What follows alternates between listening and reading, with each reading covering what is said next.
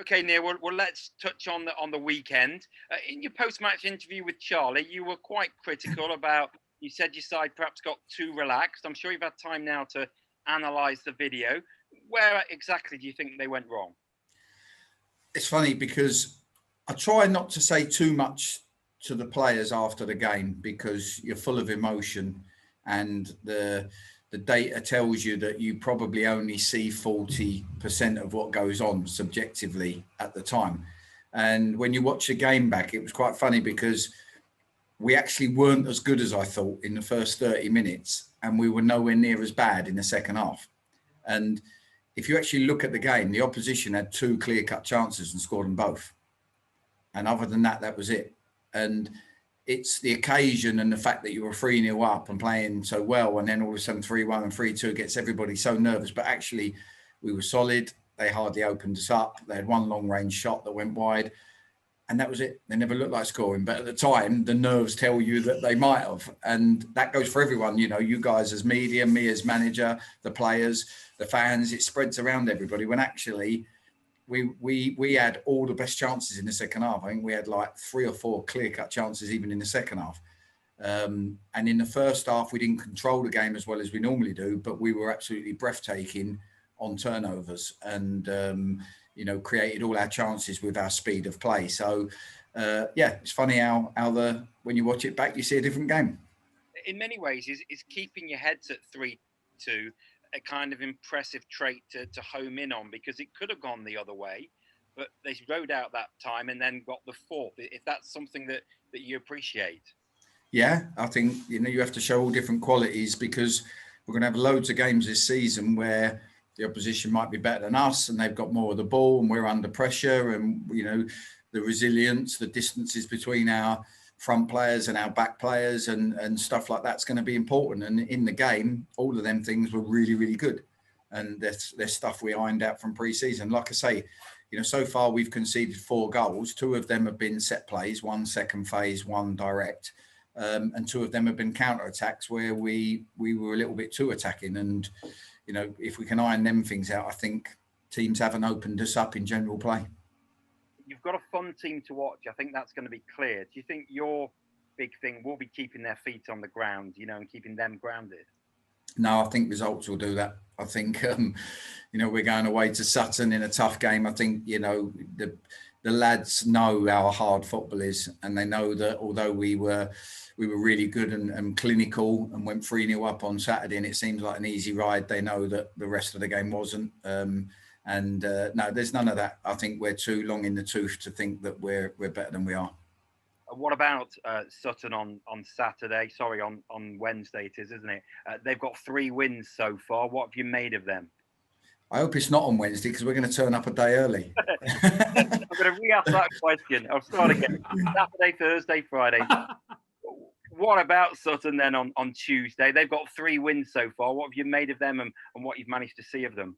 Yeah, really impressed. We've watched all their games. They haven't won them because they've been lucky. They've won them because they do a lot of things right, and add to that at home, they're going to be a force to be reckoned with at home. And, it's absolutely 100% our toughest game to date. And it will be a challenge in loads of different ways. They've got, power and pace up front. They've got speed and 1v1 domination wide. They've got superb delivery from set pieces. Incredibly hardworking, and obviously that they'll know the speed of their pitch and how to play it, and put all that into the equation. I actually think it's, we're a little bit underdogs in the game, with their form. Clearly at home you're going to do well, it seems, with the pitch in great condition. How much will you instill in your players that, you saw on the opening game of the season at Dover, things are hard for you away from home. How much will you instill in your players that they've got to roll their sleeves up sometimes at away games? Oh, they know that anyway, and to be honest with you, in the Dover game we did. We were gritty. We were on an awful pitch. We battled. We recovered. We did all the rubbish side of the game, and we just switched off one moment. One of our players got blocked from a set piece, and we lost the game. So I don't think I need to tell them and remind them they're the non-negotiables anyway in every performance. It's always with football. It comes down to taking your chances. We missed all of ours at Dover prior to them scoring and lost the game. And in Barnet the other day, we were breathtaking on the counter attack and were 3-0 up after 20 odd minutes. Talking about home and away games, it strikes me as a football manager in lockdown, has home and away changed in the sense that the obvious benefits of being at home are the home crowd. That doesn't happen now, of course. So, do you set up any differently now with home and away games? The fact that there's no crowd in. No, I think we want our crowd back because the excitement our crowd bring to games of football is exhilarating. So we want them back as soon as we can. The only positive from the team's point of view at times might be without the ball. If we accept the opposition are going to have the ball at times. If you look at, say, the first 10 minutes of the Altrincham game, where they got a little bit of possession, they got a little bit of a foothold in the game, sometimes that can create anxiety in the crowd because they're at home, they come to watch Notts attack, they want to see Notts score goals, and the opposition have got the ball, come on, go and get it back, and before you know it, there's an anxiety, and that can then create anxiety within the players. So without that there, and with us totally focused that we'll accept not having the ball at times, that can help. But we want our fans back because scoring goals isn't the same without them. Yeah, absolutely. Just finally, I want a general question. The big news at the weekend was the plans from some clubs for football on how they see it going forward. Premier League, Championship, not much talk about lower down. Although I did see someone say that there was. I mean, basically, there's two clubs missing, I think, from their proposals for the Premier League and Football League. I just wondered what your thoughts were as a manager of a non-league team trying to get back in the Football League. Well, without seeing it, I don't know. I don't know any of the details. I've only seen brief bits on the news, but I know the culture secretary wasn't over enamoured with it this morning. So I don't know what's been said or what's not. Is the pandemic a chance to look at the structure of football? Maybe. Maybe that does need looking at with everything that's gone on, and any changes need to be for the better of the whole pyramid, not just the top part of it. And if there's something that can make the foundations of that pyramid stronger, and make football more exciting, then maybe it's a possibility. Thank you, Neal. Neal, just before we move on to Notts, would you be in favour of a League Two North and South? I don't know. I honestly haven't given it any thought. So it's something I'd have to, as with anything, you'd have to see people presenting, the pluses and the minuses for you to be able to make an educated decision. There's no point in me guessing it. And in terms of players coming in, Regan Boyd was obviously at the game last Wednesday, sorry. What's the situation with him, and is he a player still on your radar somewhat? No, Regan's when we sat down with Regan the end of last season and obviously delivered the bad news that we couldn't offer him a new deal, and he understood why with all his injuries and the problems he's had. The one thing that rightly so as a club, and what I said was, we are 100% here for you. He's had a terrible time with his back. He's trying to recover and do his rehab, his prehab, and we need to make sure we play a major part in that. So, Regan comes in, he still trains here. As far as at the moment in the gym, he's doing all his rehab. He's got the use of our facilities, our physios. The boys will get on well with him, and when the time comes that he can step back onto a pitch, we will help him with that as well and help him with his training load. And I think that's the right thing to do. It's a classy thing to do for somebody who needs you, and that's where we are. And obviously, midfielder coming into the club any closer, and would there be a possibility to look at someone like bringing Mitch Rose back at all? I think there is a chance of a midfielder coming in, probably not before Tuesday now, but hopefully before the weekend if we can get it right. I don't think it will be Mitch. That's not the conversations that have happened. The owners have gone away and looked hard at what we thought we needed and try to come up with the best options, and we feel like we found someone. It's just whether we can get the deal over the line. Would he be experienced, or would he be No, probably not. No, probably a little bit younger, but very highly thought of. And in terms of the game at the weekend, scored some beautiful goals on Saturday. I mean, I watched them back. My fourth goal was the favourite. I just wanted to know, pick your brains, what you thought was your favourite goal. I think the first goal, I think we had something like 12 passes in the build-up from Sam Slocum, 2 switches.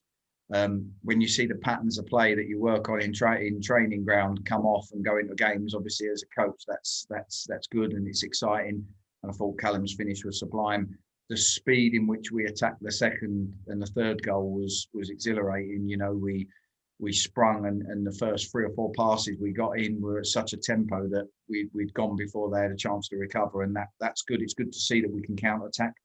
You know, because people need to realise sometimes by us working from our shape and accepting the opposition might have the ball, sometimes it allows the opposition to come onto you.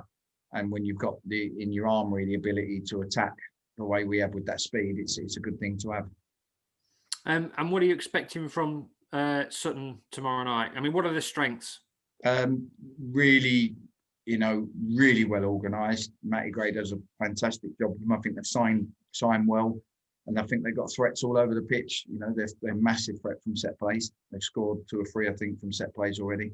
They work off their front 2, 4-4-2. Their front 2 have been excellent. And they work off them, wide. They've got big 1v1 domination. Midfield 2, incredibly hardworking and make sure that they secure that. And the back 4 haven't been breached hardly at all. So they then go to the fact that they're very good on their own pitch. And, I just think this is absolutely 100% the toughest game we're going to have to date. And what's the injury situation like at the moment? Not great today. We've had a couple. We're starting to get all the bits of cold and flu starting to come in now, and obviously it's very hard with COVID to know who's what. And there's 1 or 2, Elijah Sam, Wes Thomas, that haven't been well today. 1 or 2 others have got snivels but are okay. So it's trying to manage that and see who's available. Like Adam Chickson had it last week, played in the Dover game, but the following week was really struggling. Was struggling with even in the running, was coughing up all sorts, and that kind of ruled him out. So Callum Roberts is heavily fatigued. From the other days, we do all tests on the players on a Monday after games and on Thursdays after games, and his scores are coming out really low. His strength of his adductors and his hamstring. So, there's signs that players are still carrying a lot of fatigue. So we kind of got to, not guess it, but try and use all the data we can to pick the right team for the game. And, unfortunately, if it means that Wes Thomas has to miss out because physically he's not right, or Callum Roberts has to miss out because he's physically not right to play in the game, we have to make them calls, because if you keep putting the team out you want to put out, eventually you'll break them and then you'll have them out for a lot longer.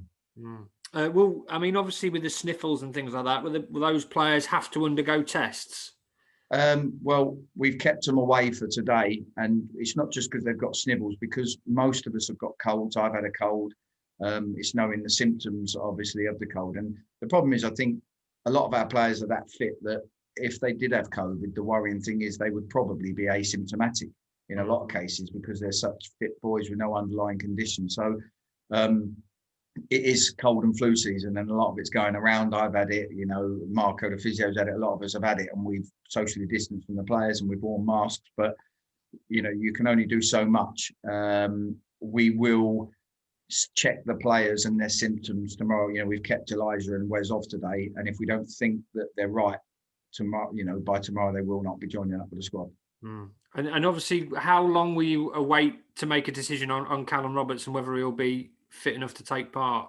Well, we'll take him down with the squad tomorrow and we'll make that judgment call. We'll look at his data again. We'll check on him, and it's always the people need to understand. I know fans always want to see the players they want to see on the pitch, but there will always become the time where it will be the straw that breaks the camel's back, and we have to take in the data. And if we feel that Tuesday's a big risk for Callum Roberts, then we'll make a decision accordingly, and hopefully then we have a player on Saturday that's absolutely ready to produce what he did this Saturday gone.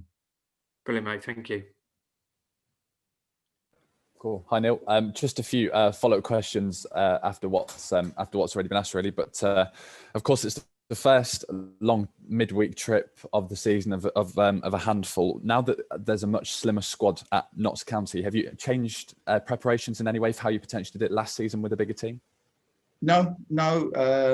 Everything stays the same. Like I say, we we don't guess whether players are right or wrong. We've got data, and we collect as much data as we can to work out the state of fatigue of every player or illness. So, we are a tighter squad, but yet we still feel strong. It feels like last season we had certainly at the start we might have had 13 players where you felt that was strong, but we had a lot of excess that you wouldn't necessarily have wanted to use so much. This season, I feel like we're getting very close to all 20, 21 players being at the point where you look at them and go, blimey, any one of these could go into the team at any point, and you'd be very happy. And a bit later on today, I think we're due to find out a little bit more of some of the potential COVID restrictions that might come into force, not just in Nottinghamshire, but across the country. Is there a worry? Are there any concerns at all that this could affect football and Notts County at lower league level? I don't think so. I think that we've had a lot of tight restrictions put on us. We've had to go through a lot of things to even allow ourselves to come back in.